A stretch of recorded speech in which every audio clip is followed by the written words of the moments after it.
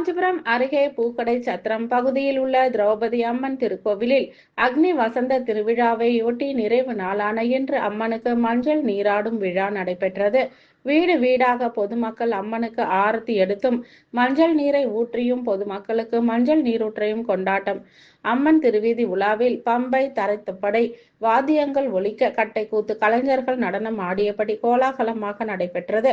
காஞ்சிபுரம் மாநகராட்சிக்கு உட்பட்ட பூக்கடை சத்திரம் பகுதியில் உள்ள அருள்மிகு ஸ்ரீ திரௌபதி அம்மன் திருக்கோவிலில் மகாபாரத பெருவிழா அக்னி வசந்த திருவிழாவும் நடைபெறுவது வழக்கம். அதனைத் தொடர்ந்து 7 ஆண்டுகள் கழித்து மகாபாரத பெருவிழா ஜூன் 2ஆம் தேதி அன்று கொடியேற்றத்துடன் தொடங்கியது.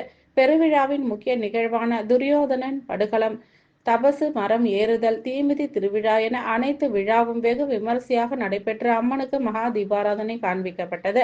திருவிழாவின் நிறைவு பெற்ற அக்னி வசந்த திருவிழாவில் தீமிதி திருவிழா நிறைவு பெற்று நேற்று தர்மராஜருக்கு பட்டாபிஷேகம் நடைபெற்றது.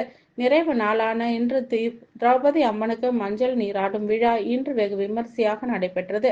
விழா ஒருங்கிணைப்பாளர் குழு சார்பில் புனித நீரை பம்பை ஒலிக்க, தாரை தப்படை வாத்தியங்களுடன் கட்டை கூத்து கலைஞர்கள் நடனம் ஆடியபடி ஊர்வலமாக கொண்டு வரப்பட்டு அம்மனுக்கு தெளித்து விழா தொடங்கியது.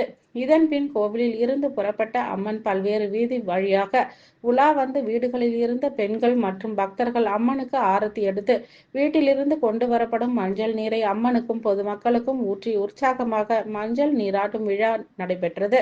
திருவீதி உலாவில் ஏராளமான பக்தர்களும் பொதுமக்களும் கலந்து கொண்டு அம்மனை வழிபட்டனர். விழாவில் வன்னியர் குல சத்திரிய சங்க தலைவர் R.D. சேகர், செயலாளர் முத்துச்செல்வம், பொருளாளர் அருள் ஆகியோர் கலந்து கொண்டு விழாவினை சிறப்பித்தனர்.